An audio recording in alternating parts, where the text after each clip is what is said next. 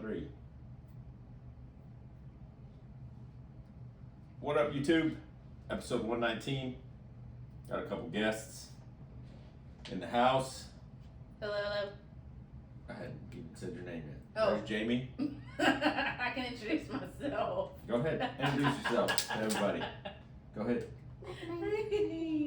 And I have Sam. Sam is here and she's playing Mario Kart. She enjoys playing that. So episode 119, we are still in the book Culture Code. Actually, we're wrapping up the first section, which is, I believe, called Build Safety. And we got 2 chapters to cover, quite a few things to discuss. So make sure you check out the episode notes that we link to see what we're talking about. So episode 119. Are you ready? Are you ready? Okay, babe. Son of a gun. Sorry, guys. You need to apologize for me. ASMR. Torture, what it is.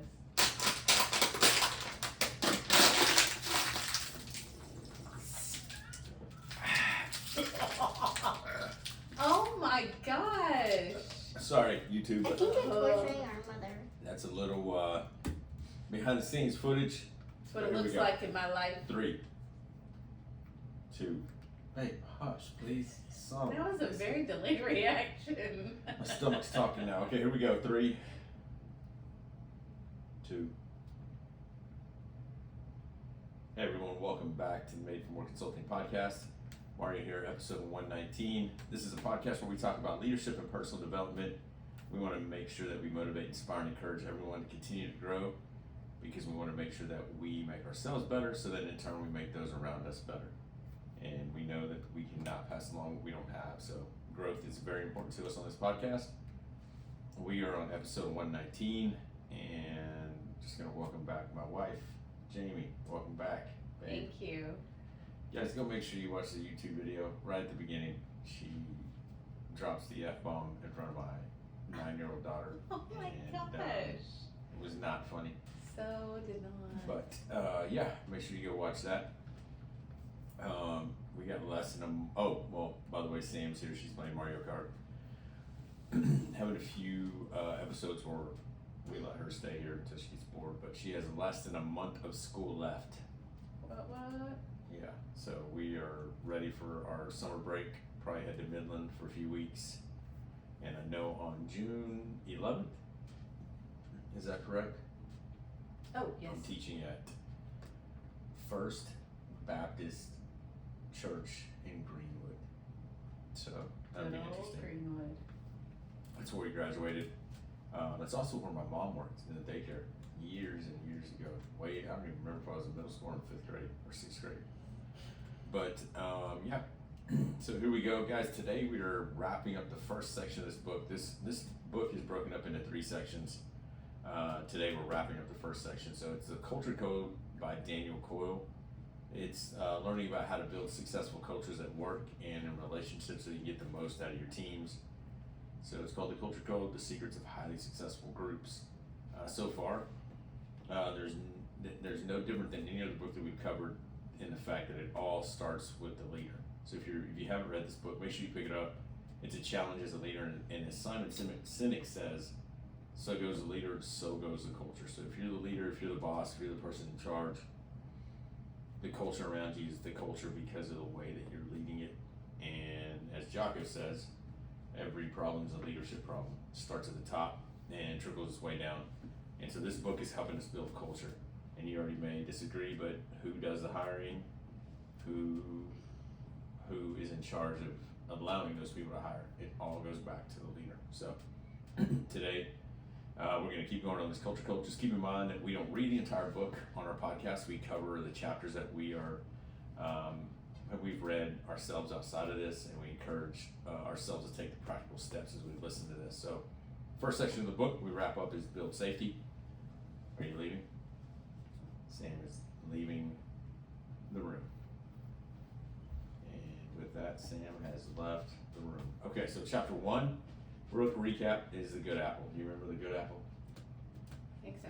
Where he says that they planted a bad apple in the teams and different kinds of teams, and how he had an effect on everybody, but there was one good apple and it had the reverse effect. So always be the good apple. Chapter 2, the $1 billion day when nothing happened. That was when culture, it was Google, before Google was Google, that company was competing, and they had such a cool culture that their ads sucked, is what the CEO said, and some tech guy came in, changed the ads, and it changed everything for Google. And so he talked about the culture that they had where it was safe. They could tell each other everything. They could have a knockdown, drag out conversation, but they all trusted each other. So again, it goes back to building safety. Chapter 3 was the Christmas truce, the 1 hour experiment, and the Missileers. That was last podcast, correct? Mhm.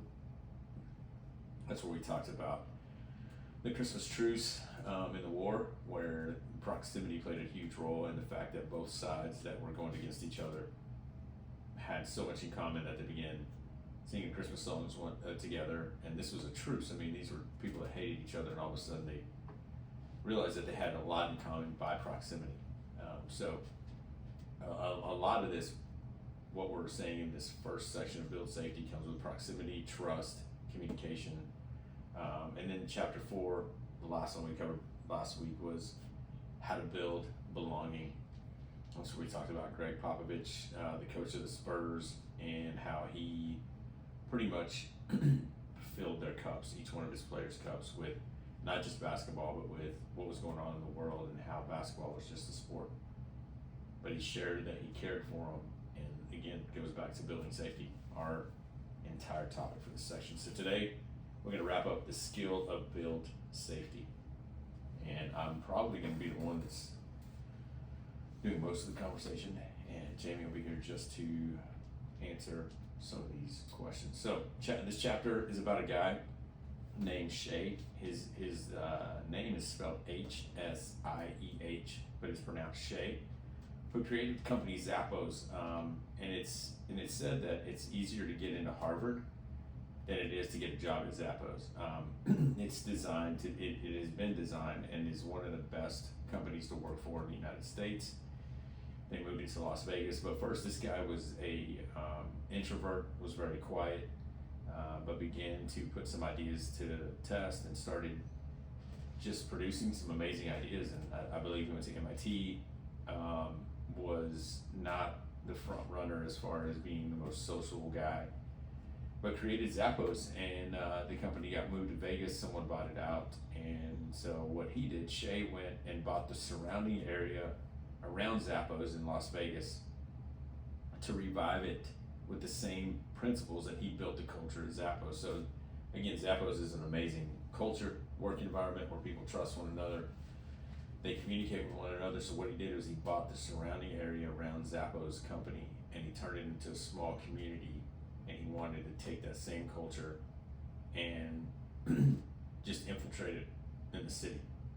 And so when people move out there, he has, I mean, I guess he like pays them to move there, and when they move there,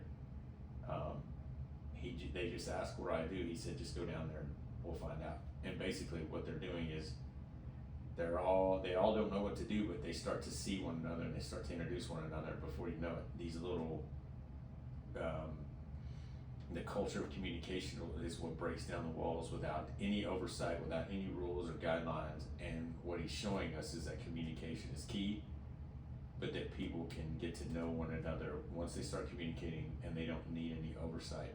It's just living life in a community where communication is key. So I thought that was pretty cool. And so one of the things that they ask is, how did he do it? If he's creating Zappos, a culture of Zappos, and he's creating a small community in Vegas, and I believe this is where our challenge comes in. If Zappos and this community in Vegas are thriving, how did he do it? And here's one of the things. It's going to be pretty easy. It's going to be a simple thought, but to put this into practice, maybe a little bit of a challenge for us. It says he put an importance on space between people. This goes as far as the distance between desks, excuse me. So if you're working in the same, I mean, if people go online and see us on YouTube, we're right across from the desk from each other. but he did a study where they moved some of the employees to different floors, and he said they might as well have been on the other side of the world, because when it comes to communication, some things were missed, and they were on the same team. They all trusted one another, but once they moved to a different floor, things got taken out of context, things were never communicated, things were put on the back burner and never told to the other team. But then you put them in the same room, and they would keep their desks separated, and the communication got a little bit better. And then they started moving closer together, and they started communicating even better. And then once they put the desks really close, the culture of the environment in that community and in Zappos just skyrocketed. They said it was crazy to see how a team worked together.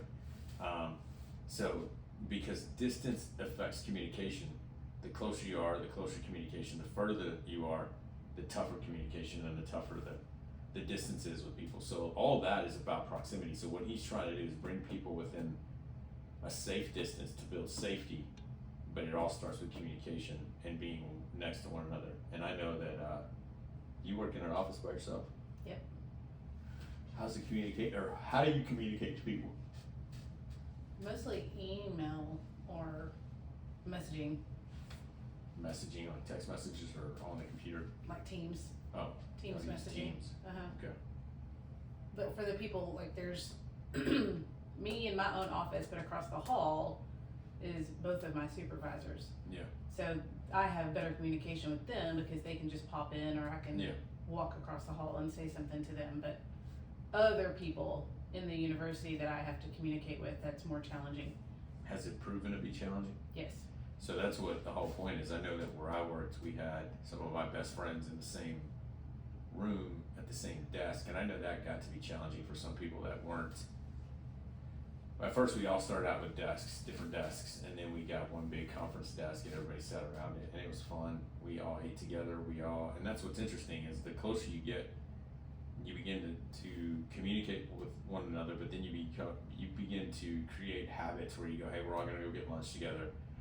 So once you start to communicate, you start to build trust, and once trust is being built, you become friends. And I know there's a weird line between friends and a workplace, but the cool thing about where we were at is that, again, we could ask what someone was doing, and we could help them with something, or we could all just turn on some music and we were all listening.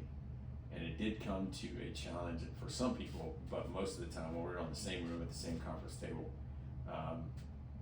again, we had some close-knit trust. And then now to see that some of my friends have said, there's different desks, that communication is even, and they're in the same room, that communication is even, is a little bit tougher than being at the same desk. So, and I know that for me, with our clients, Slab in general, I meet with Mark and Raph, the owners, and me and Mark are across the table from each other almost every single day.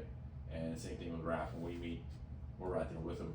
The proximity plays a very important role to communication, and communication plays an important role to trust. And if there's no trust, then what I'm telling you is they're gonna run into problems. And my question for you, well, let me just read this last quote, is this. He says, closeness helps create efficiencies of connection. So did you get that? Closeness creates connection. So if you're close to your people, you're connected, and connection breeds safety, right? So the people and here's the rest of the quote. The people in his orbit behave as if they were under the influence of some kind of drug, because in fact they are, and closeness was that drug. So once they got so close together, they didn't want to be. They knew that, hey, we've created something that is unique, without even knowing that it's just sitting across the table from one another. So as a leader, as a manager, as an owner, one of the things I just want to ask you is, do you see your people? Like right now, this week, do you see your people? How close are you with your employees? Another question in that same vein is, do you communicate with them? And what is the proximity of closeness to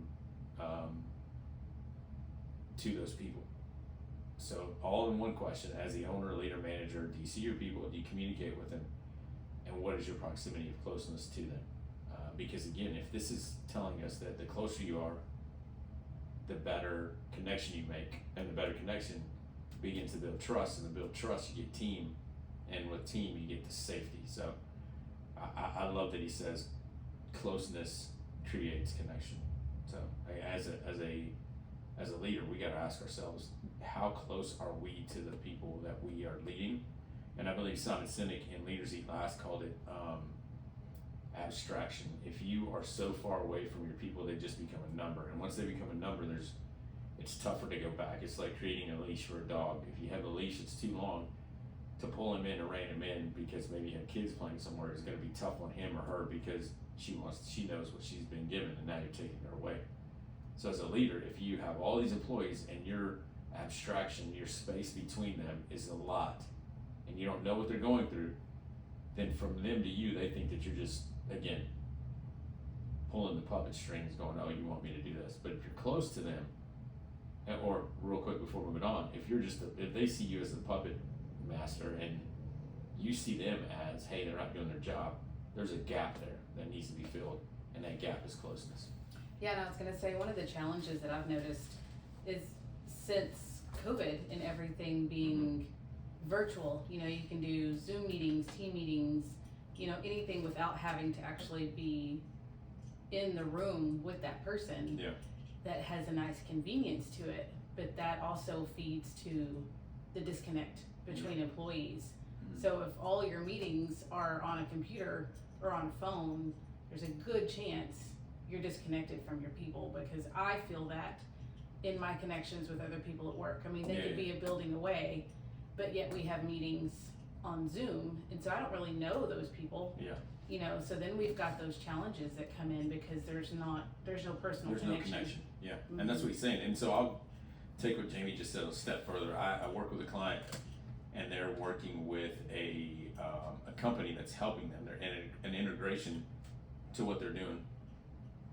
And there was a lady from, I don't know, Pennsylvania, somewhere up north, east, somewhere. I don't know.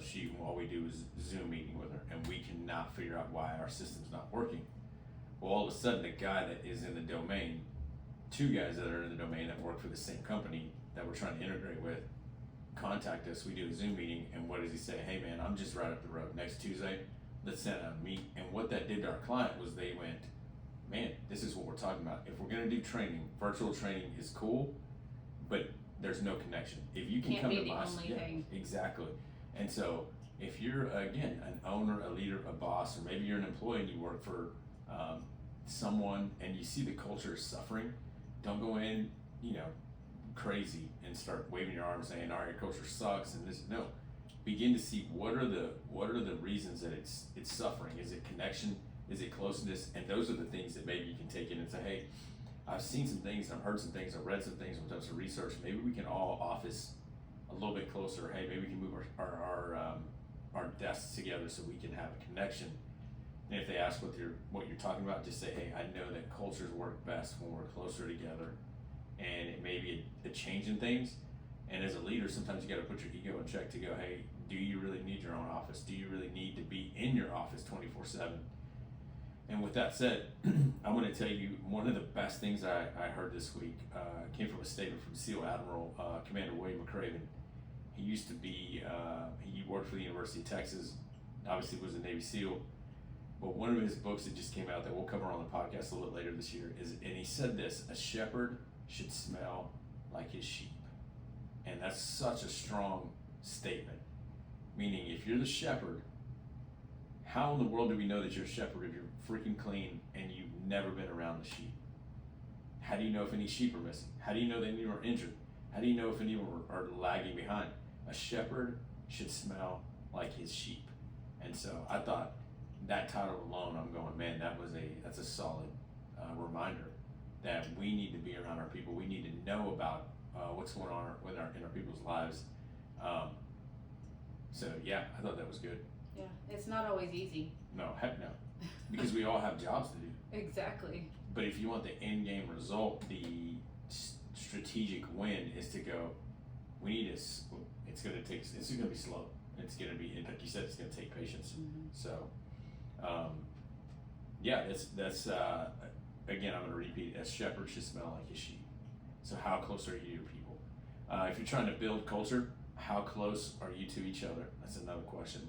And this kind of culture is built, what Jamie just said, this kind of culture is built daily If you're not into the long run, then you're not going to see results. So if you're not going to trust this system of trying to be close, then you're not going to see results. And so if you're an impatient leader, it's going to take a while for you to see any results. And if you don't see any results quick, then you probably won't see results because you're impatient. So that was chapter 5.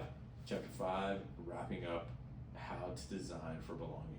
So chapter 6, one of the things I want to mention about his book real quick, The Culture Code, Daniel Coyle, as he finishes up a skill, which is a section, the last chapter of that section, which is chapter 6 for us, each one's called The Ideas for Action. So what he's going to do is he's going to take this section that we just covered, which is build safety, and he's going to give us all kinds of ideas for action, which this means these are practical steps that we'll have on our podcast notes. I'm just going to ask you guys to go through them and say, hey, highlight the ones that you can work on. Highlight the ones that you know maybe you're lacking or that you're really good at, and start to work on these. So this whole entire chapter is about action of building safety within a culture. So, are you ready? Ready. I got a burp. If you guys want to see me and Jamie argue before the podcast, I believe it was recording, right? No, it was, because I said, hey, welcome to episode 119, and then you went off. So, Gosh, what? you guys make sure you go check that out. It's a, what do you call it? Not an abusive culture. Sounds about right. Yeah, I get most of the abuse. Oh, So. whatever. Anyways, go check that out. Here we go. Chapter 6, ideas for action, actions for building safety within your culture. Number 1, or one of them, there's no numbers, but I'm just going to tell you. The first one is over-communicate your listening. So listen to that again. Over-communicate your listening, which means your posture and expression are incredibly important. So if you're sitting there asking your team for answers and you're crossing your arms like my wife right now, that is probably a break in communication to your people. I know that when I teach people, I don't like anything between me and them. A podium, what were they called back in the day? Pulpit. Yeah, pulpit. That's ridiculous. So people use music stands, people would use tables, but it's also proven that if you remove anything between you and your customer, there's trust built. So what's interesting is when I worked in my previous world, we would tell our employees to get out from behind the counter, because what that told everyone else was, hey, this is safety for me, but it's also a block of mistrust. So once you got out from behind the counter, the customer thought, oh, they're coming to me, or they want to talk to me, or hey, this is a safe place. So there's always things firing in your mind about trust. And over communicating your listening means don't fold your hands, lean forward. That's one of the things they said, lean forward, make sure you're making eye contact. And one of the biggest ones is this, and I've worked with a couple of leaders that I loved watching them do this because it says avoid interruptions.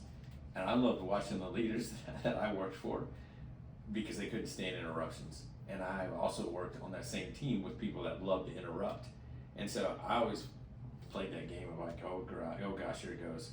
And they would interrupt over and over and over again until that leader finally either just got quiet, or they would say, okay, go ahead, just can I finish? And so avoid interrupting. But again, number 1, over communicate your listening. Make sure your people know that you're listening. Stay off your phone. Any insights for that? Not yet. Number 2, spotlight your fallibility. I always hate this word. I hate the way it's Where? one of those words right there on the left in bold. Fallibility? Yeah.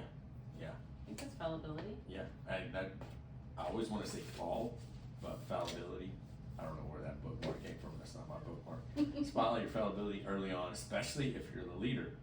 In any interaction, we have natural tendency to try to hide our weakness and appear competent. Listen to this. If you want to create safety, this is exactly the wrong move. If you have ego problems with admitting that you don't know something or you have to know all the answers, well, your culture is going to be all about, hey, don't ask him or her for help because they're going to make us feel like an idiot because they know all the answers. So early on, let them know that you don't know all the answers, or check this out. If you are listening to your team, you can walk in and say, hey, how can I help? Listen to this quote. To create safety, leaders need to actively invite input. Repeat. Leaders need to actively invite input, meaning, hey, I need some help with this. What do you think? It's really hard for people to raise their hand and say, I have something tentative to say. And it's equally hard for people not to answer a genuine question from a leader who asks for their opinion or their help. So ask for help. But take it.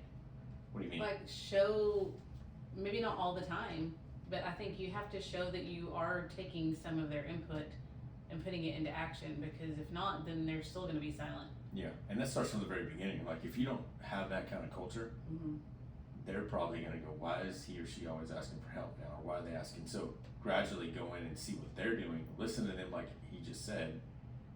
Let them know that you don't have any answers and go, hey, what do you think about this? Is there anything that you would change? Things like that. So I think that's pretty cool. So number 3, embrace the messenger.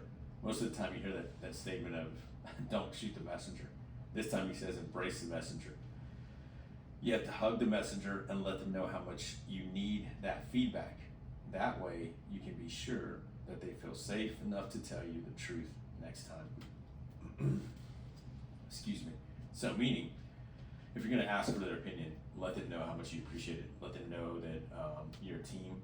And when you don't get the feedback you want, close the gap between you and them, just like we said about sitting next to them. Close the gap between you and them by giving them a hug, a fist bump, a handshake, whatever, to go, hey, there's no hard feelings. And I think if your ego's in check, then you shouldn't have a problem asking them. And if it's something that, if it's feedback, it's not criticism. If you're taking it criticism, then that's your issue.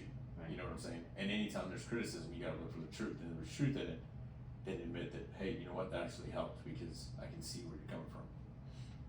Does that make sense? It's not always easy though. Nope. So that was 1, 2, 3. Number 4, preview future connection. So if you're gonna create safety within your organization and your culture, preview future connection. This means sneak previewing future relationships, meaning tell them, let them know who had their position before and where they've ended up. Like, hey, it took about 5 seconds, not 5 seconds, it took about 5 years for someone to promote to this, but you know what? They started exactly where you are.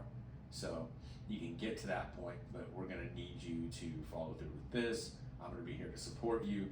So make sure that you connect the dots where everybody's at and where they're headed. Meaning, know the vision, know the purpose, let them know what's going on in the organization. Because if you aren't, then how do your employees know where they're going? They're just showing up for a paycheck. Does that make sense? Yeah. So, again, one of the examples 3 years ago, he was sitting right in that seat where you are, and he's somewhere else now. He's in a higher department or whatnot. So what about a position where there's not much growth? Like it I would just ask, kind of is what it this is. where you want to, is this the end all be all for you? Are you here, is this your dream job, or is this a place where you feel like you want to stay? I mean, as the leader, if you're hiring someone, you put them in a place where there's no growth, I would want us to make sure that that's where you want to be. Because if you go, hey, you know what, I'm an admin assistant, but I would like to be a personal assistant. Okay, well, I don't need a personal assistant yet. Well, when we grow, you're going to need one, meaning booking flights, booking all those things. Okay, cool. But also, if there's no room for growth, then I would ask straight up, and as a leader, you got to be okay with people leaving to elevate their game or their career. So I would want to say, hey, how long do you think you'll be in this position? Because there's not much room for growth. And I would ask again, how could we make this a place where it could grow? So yeah, does that make sense? Yeah. Number 5, overdue thank yous. That's freaking common sense, and it's straight to the point. If you can't say thank you, if you're not saying thank you, then I would say just try to figure out a way to say thank you. I know that early on when I was a campus pastor, every Thursday, Avery would buy me she'd bring in a thank you note, and we just randomly pick someone and write thank you notes to them. And why would we do that? Just because it kept you, it made you think of someone that you needed to thank, even if you hadn't seen them in a while, to let them know, hey, I just thank you for 1, being my friend, 2, being involved, 3, thank you for whatever, maybe they gave you a gift or whatnot. So, yeah, and I also think that when they were talking about Greg Popovich, they said these kind of moments happen all the time for him. They come from highly successful groups because it has less to do with the thanks and affirmation, but it has everything to do with relationship. So again, Greg Popovich, one of the greatest coaches in basketball, started thank yous because it built the relationship and it closed the gap between his people. So if you're going to build safety within a organization in your culture, we got to know how to say thank you. He says this: a small thank you caused people to behave far more generously to a completely different person than somebody that they knew. So if a person you don't know says thank you, you're already opening up to go, oh wow, they said thank you. This is because thank yous aren't only expressions of gratitude. They're crucial belonging cues that generate a conscious sense of safety, connection, and motivation. So if you can't say thank you, here's what I'm gonna ask you: is your culture not safe, no connection, and are your employees not motivated? Yeah. Yeah, I was gonna say, I work in a place where my supervisors are incredible at that. I mean, from the get-go, I would have somebody else from the university come and be like, hey, I've heard incredible things about you. And I'm like, wow, you know, I haven't even been That's here cool. very long. Yeah. Just to know that your supervisors are building you up and, you know, I mean, and they would constantly send me texts, you know, we just want you to know how much we appreciate what you're doing. Yeah. You know, because it makes such a huge difference. And that's the motivation piece, because that not only does it make you feel like you matter, but then it motivates you because you're like, well, heck, I want to perform even more for these guys because they see my value. Yeah, and I think somebody that does that well, I don't know if he's listening, but Adam Adams, every now and then he'll take he took his guys fishing one time. Sometimes he'll give them gift cards to HEB. And I think you can do that anyways, giving PTO days or telling them, hey, take the day off or whatnot. I'm not saying you always have to do that, but little ways to say thank you, especially as a boss. Number 6, be painstaking in the hiring process. Man, oh man, I wish I could write an entire book about the hiring process.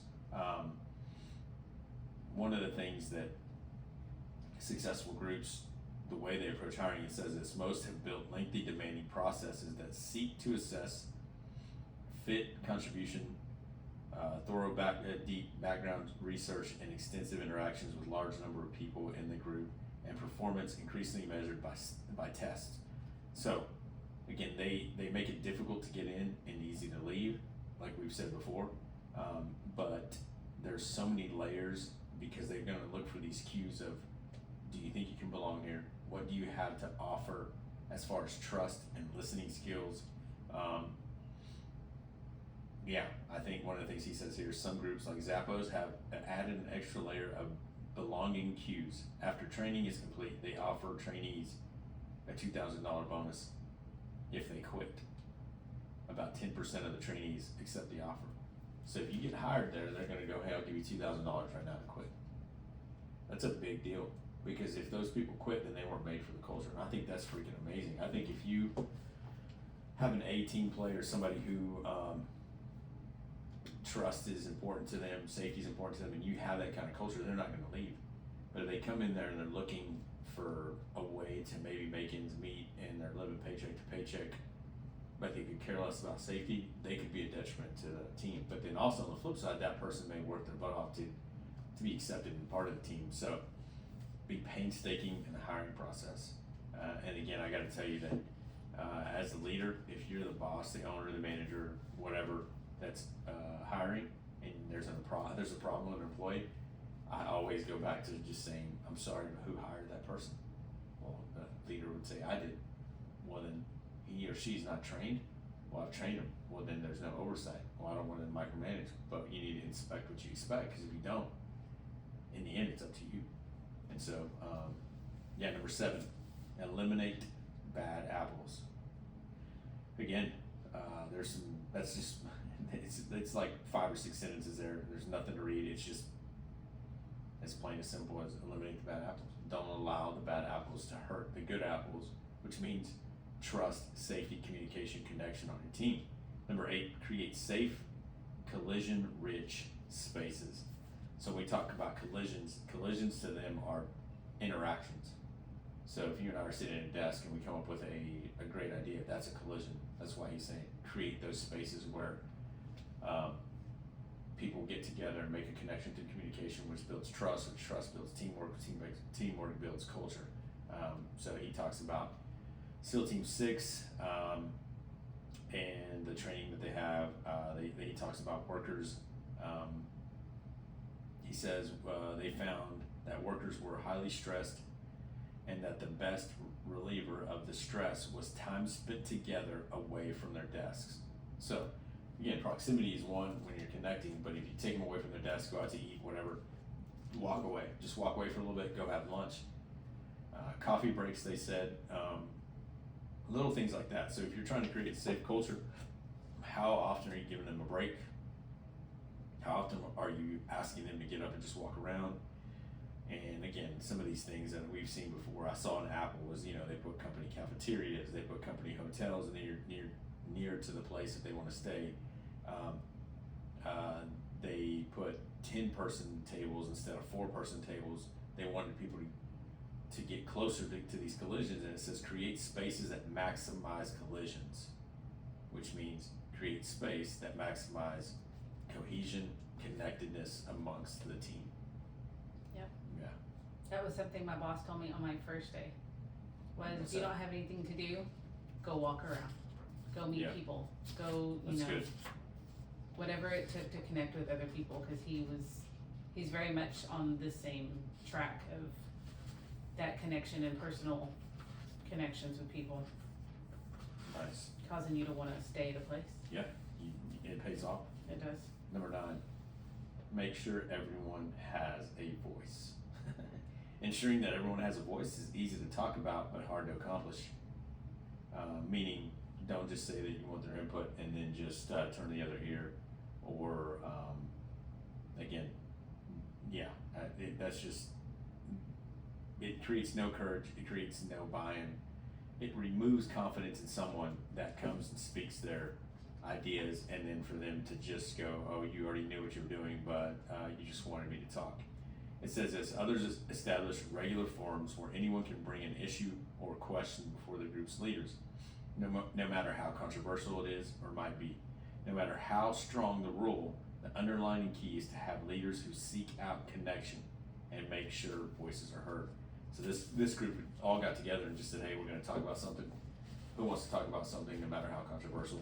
And it's there to make connection and build relationships, not to cause disruption and dissension. So that's good. There's 3 quick questions real quick. Number 1, as far as that last one, as far as make sure everybody has a voice, this is under that. Number 1, what do you like most about the fill in the blank for your company? What do you like least about, again, fill your position at this company? What would you change if you were the boss, manager, leader? So if you're going to be open to that, I would think that if you have 20 employees and 20 people fill out those 3 questions, you'd learn a little bit about what they're dealing with, and you'd be close to your people. So, man, that's a good way to build connection within your people. What do you like most? What do you like least? And what would you change? I think that's pretty good. Another one, number 10, pick up trash.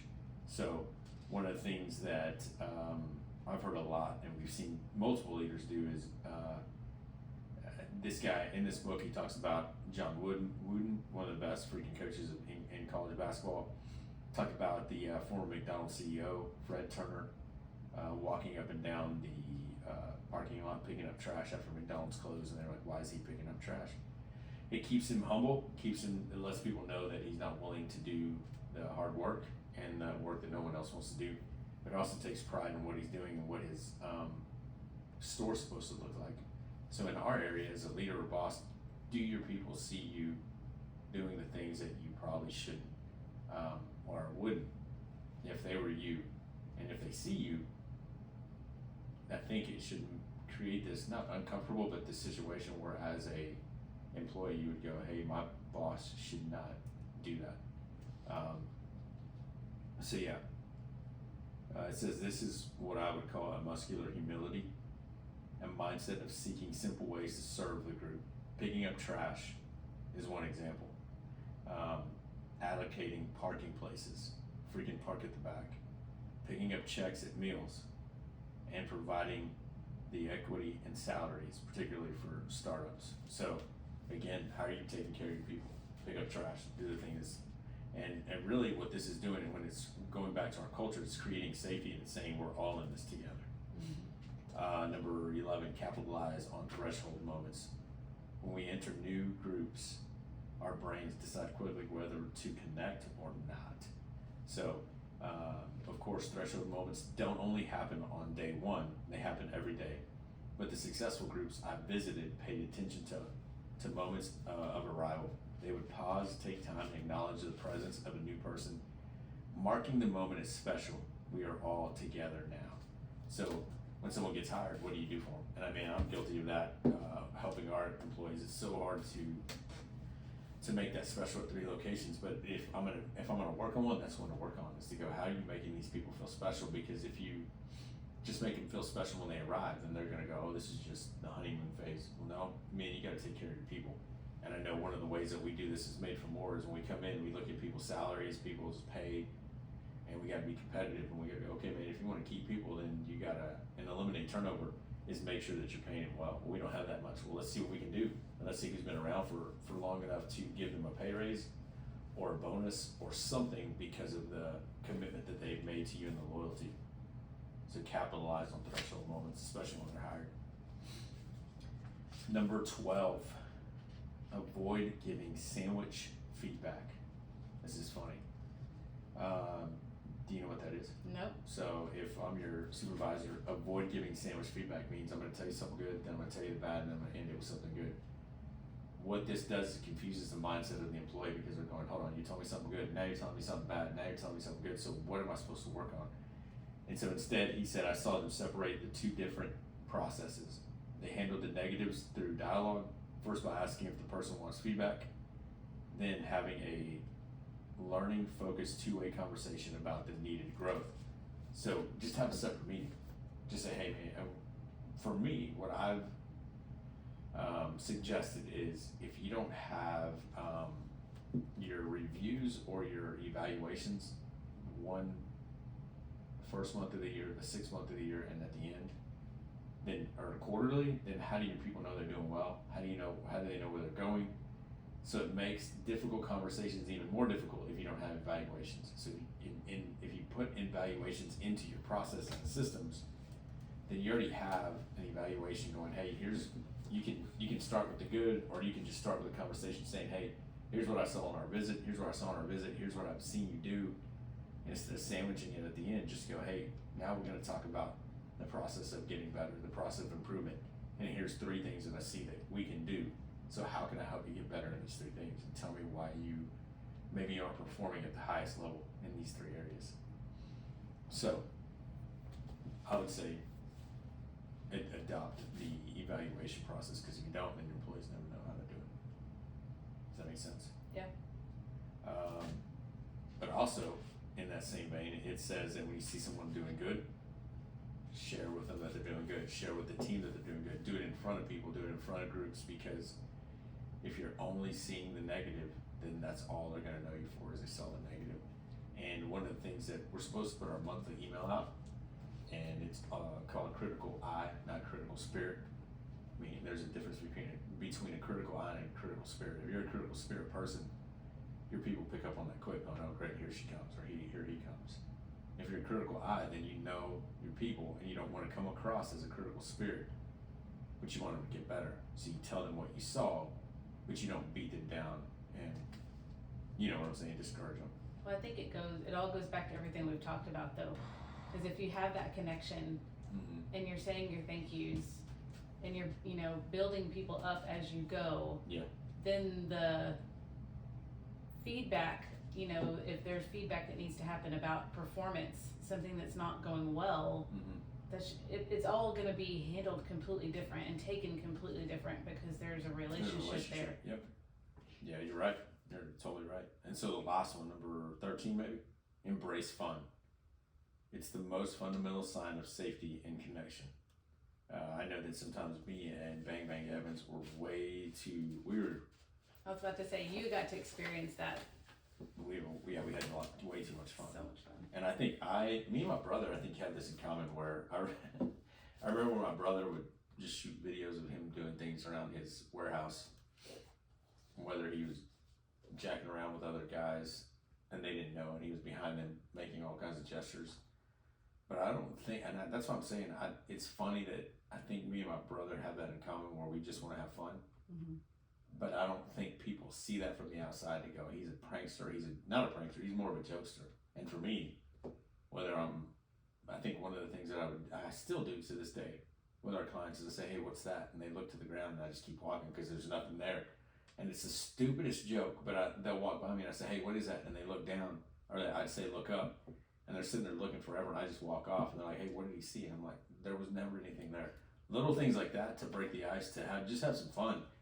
Because then, before you know it, they're doing it to you, and you're like, okay, there's a safety, there's a circle of safety being built. Got to be careful if you're sarcastic because that can come across hurtful if that person's having a bad day. So small fun, yeah. And again, with John Bang Bang Evans, I have what I created was John-isms, and I just had a list of things that he would say in the office that he didn't mean to say, but he would say them and they came across horrible. Little things like that we just have some fun. And then what it reminds me, when we have time hop, going back and looking at those things to go, man, that was fun. And it just creates a good environment at work. So I was gonna say don't do. What? I experienced this at work. Be careful of the female to male joking. Oh, yeah. So Yeah. I was down the hall, and she's one of my friends at work. Mm-hmm. She was further down the hall, and we're talking, from a distance. Mm-hmm. And a male employee, she can't see him. He's behind her, and he looks at me and he does the little shh. Yeah. Don't tell her I'm coming. And so I'm like, I don't know him. I don't know their relationship. So okay. And he comes up behind her and puts his hands over her eyes, and her expression was she did not feel comfortable. And I felt so bad afterwards because he's, gosh. I don't know. I don't know Yeah. what was happening in that moment. I think he was just trying to be funny. Yeah. But Yeah, that can be dangerous. Yeah, to You're see not her careful. expression of, Yeah. that made me very uncomfortable. I had to tell her later, I was like, I am so sorry. I knew he was coming. That's crazy. And I thought, I had no idea, whatever. But yeah, so you gotta be careful with those kind of things. Definitely. I know that, again, another example of me just being the prankster. I remember, so I was a youth pastor. We had budgets, right? And so I told a young intern, she was probably a senior in high school, and we never had high schoolers as interns, and so she was the first one. She was thought of as very responsible, very, very frugal, and I put her in charge of some games.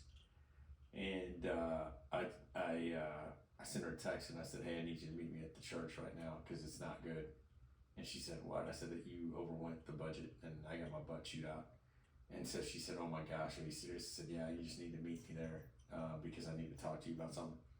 And so she gets there, and I pull her back into our office because the our students were showing up. And I said, hey, yeah, you spent, she spent like $300 or $400, and we had like a $700 budget for this camp.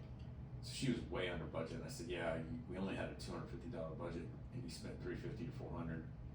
And she started crying, and she started talking about ways that she could pay it back. And then when I started seeing the tears flow, that's when I go, okay, I probably went a little too far. And I said, hey, I'm just kidding. Well, then she left. So, but I mean, she wasn't that mad. But those are the kind of things I would do just to joke around. But yeah, make it fun. Have some fun. That is the first section.